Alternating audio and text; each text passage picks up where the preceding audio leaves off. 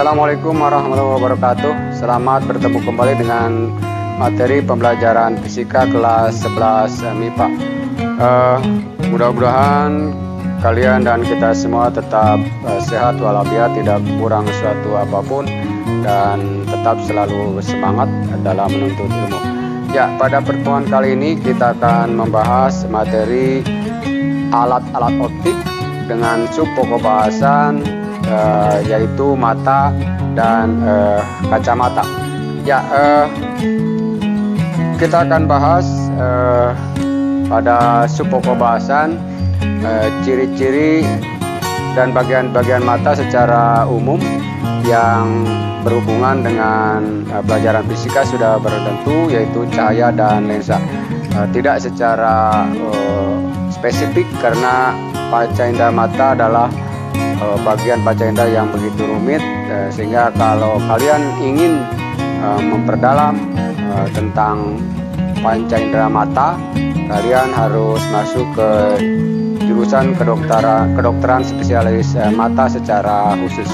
Ya, baiklah, kita akan bahas nanti ciri-ciri mata normal dilihat dari jalannya sinar jatuh ke lensa, dan ciri-ciri mata yang mengalami kelainan atau rabun jauh maupun rabun dekat.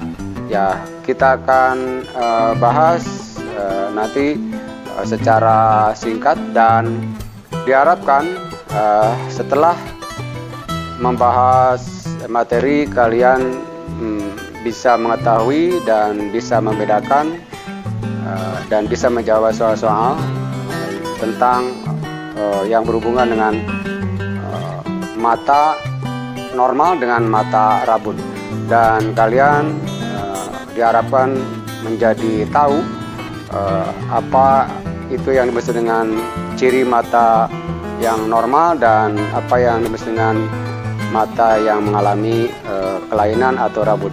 Baiklah, materinya kita akan bahas berikut. Kita akan mempelajari alat-alat optik yaitu mata dan kacamata. Ya, perlu ditegaskan bahwa kenapa mata termasuk dalam materi alat optik, karena di dalam mata ada lensa yang berfungsi untuk menangkap cahaya dan membiaskan cahaya. Ya, bahwa kita tidak mempelajari keseluruhan dari bagian-bagian mata karena mata begitu rumit, sehingga kalian nanti khusus untuk spesifikasi mempelajari mata, yaitu ke jurusan dokter mata. Ya, bagian-bagian apa yang terpenting yang berhubungan dengan pelajaran cahaya, yaitu yang pertama adalah lensa. Lensa ini atau lensa mata ini adalah lensa berbentuk lensa cembung yang berfungsi untuk membentuk bayangan pada sebuah benda. Kemudian yang berikutnya adalah retina. Ini retina mata, yaitu tempat dibentuknya bayangan oleh lensa mata.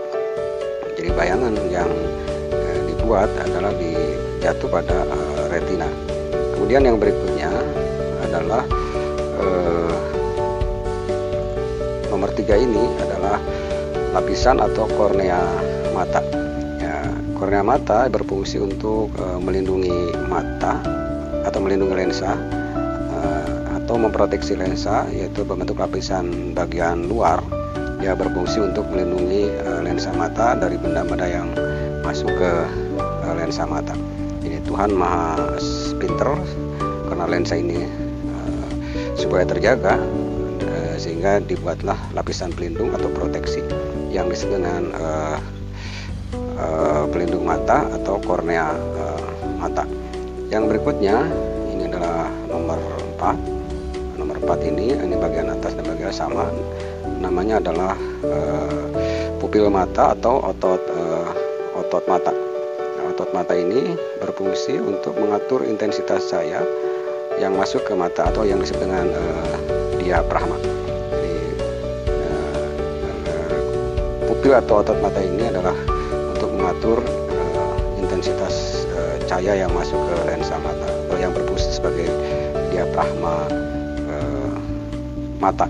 Kemudian yang berikutnya adalah nomor 5 ini adalah cairan mata yang kita tidak pelajari secara mendalam karena begitu rumit integrasinya.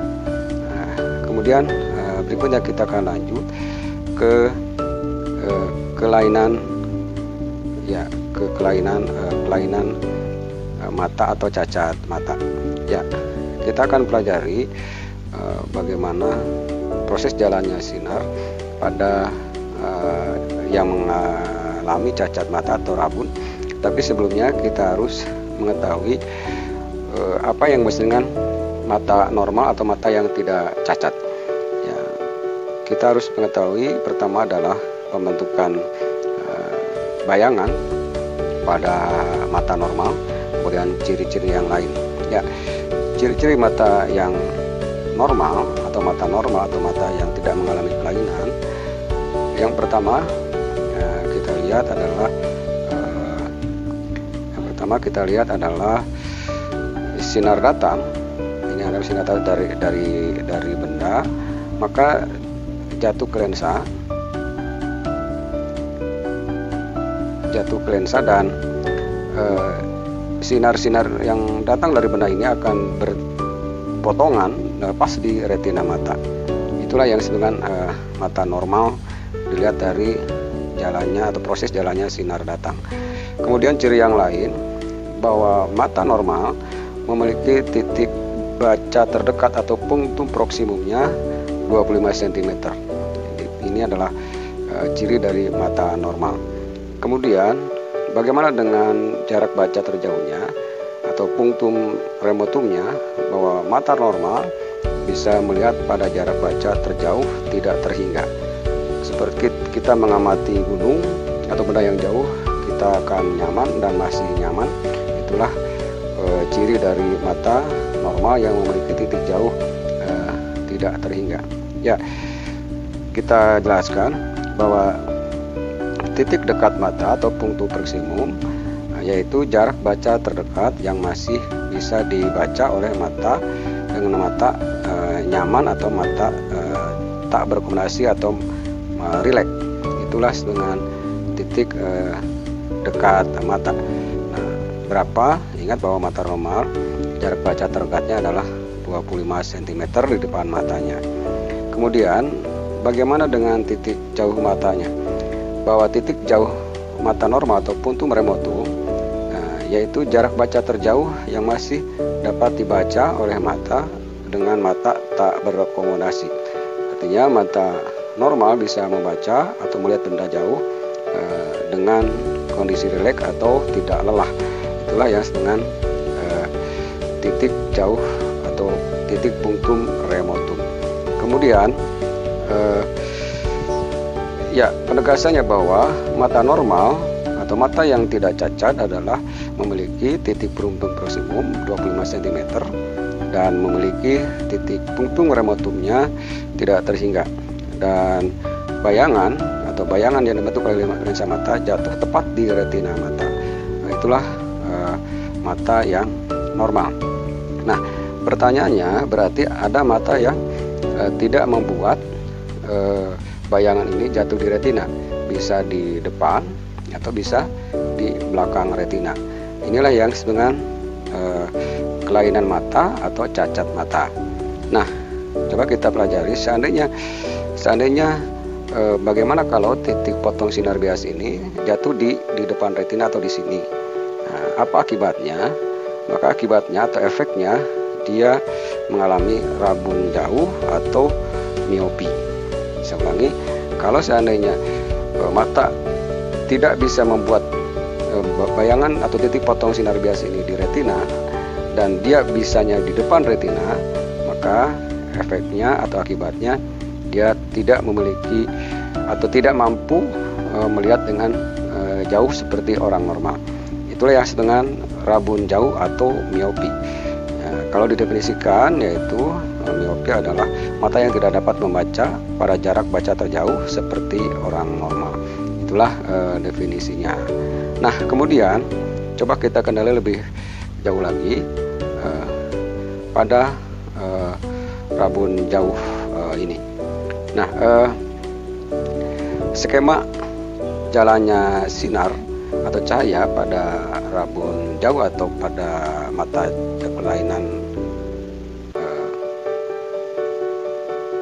kelainan mata miopi, ya, kita lihat ini adalah sinar datang misalnya, kemudian langsung ke lensa dan dia berpotongan di depan retina. Inilah yang dengan akibat penyebab dari dia tidak bisa membaca pada jarak jauh seperti orang normal. Nah, ya, ciri-cirinya atau ciri mata rabun jauh adalah memiliki titik jauh atau titik punktum remotumnya lebih kecil dari tak hingga. Saya ulangi bahwa rabun jauh memiliki jarak baca terjauhnya lebih kecil dari terhingga. Artinya dia lebih dekat dari terhingga, sementara orang normal memiliki jarak baca terjauh tidak terhingga. Kemudian ketika dia hanya memiliki rabun jauh saja, maka dianggap titik punktum proksimumnya atau jarak baca terdekatnya masih normal, artinya masih 25 cm. Nah, kemudian yang ketiga adalah bayangan jatuh di depan retina. Ini di sini. Kemudian pertanyaannya, bagaimana supaya dia bisa membaca seperti orang normal? Artinya seperti orang normal, jarak bayangan jatuh di retina kembali.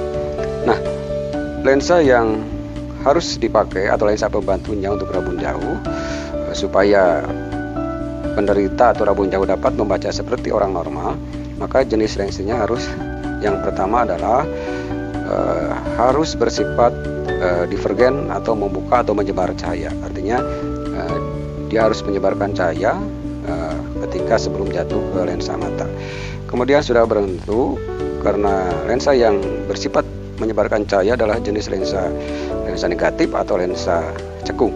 Itulah pembantu atau lensa kacamata pembantu untuk rabun jauh. Nah, coba kita amati jalannya sinar ketika dia menggunakan lensa pembantu rabun jauh atau lensa negatif. Kita lihat, amati skemanya. Cahaya datang dari benda, kemudian sebelum jatuh ke lensa, maka si cahaya ini dibuka atau didifrekuensi. Kita lihat, bandingkan ini. Kalau ini tidak membuka karena tidak ada lensa pembantunya, kalau ini didifrekuensi atau dibuka, sehingga pas jatuh ke lensa dia sudah membuka atau mendivergensi. Apa tujuannya? Tujuannya supaya ketika dibuka si titik potong ini mundur ke retina kembali. Nah, skemanya seperti ini. Sehingga ketika lensa ini dipakai, maka si bayangan jatuh lagi di retina mata seperti orang normal. Saya ulangi, seperti orang normal di sini. Artinya kalau misalnya, kenapa disebut seperti orang normal? Karena ketika kacamata ini dibuka, maka dia akan kembali seperti ini. Ini artinya usaha kita supaya si kelainan mata rabun jauh bisa membaca seperti orang normal.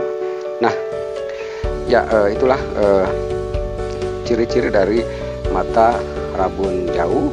Dilihat dari jalannya sinar, kemudian dan lensa pembantunya atau kacamata pembantunya. Nah, kemudian kita lanjut.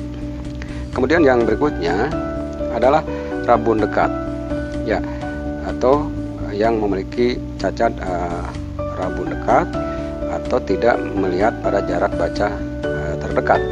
Nah, rabun dekat atau kelainan mata rabun dekat disebut dengan cacat mata hipermetropi. Nah, apa cirinya untuk mata yang hipermetropi atau rabun dekat? Rabun dekat artinya dia tidak bisa membaca pada jarak baca terdekat seperti orang normal. Nah, cirinya atau ciri rabun dekat yang pertama adalah sudah bertentu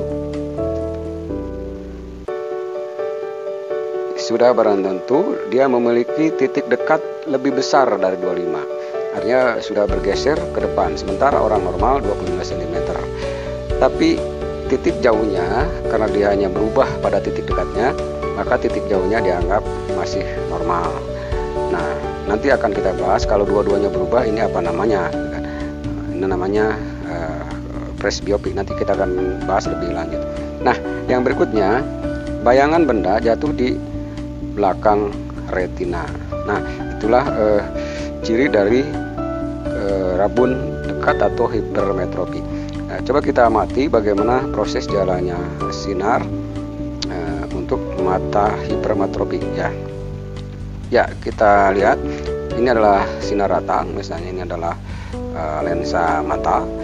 Nah, sinar datang dari benda, kemudian jatuh lensa dan dia berpotongan di belakang retina mata. Semestinya dia di pas retina mata. Nah, pertanyaannya, bagaimana caranya supaya titik potong sinar bias ini bergeser ke depan atau ke retina mata?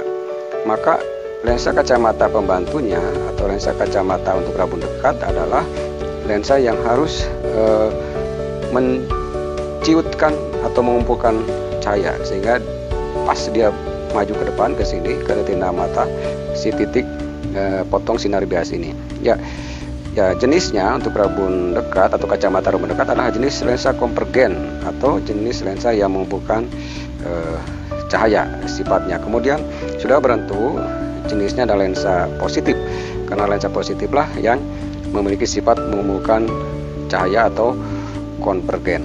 Ya, kemudian kita amati bagaimana skema sinar atau jalannya sinar ketika orang tersebut memakai kacamata positif atau pembantu rabun dekat. Ya, kita amati.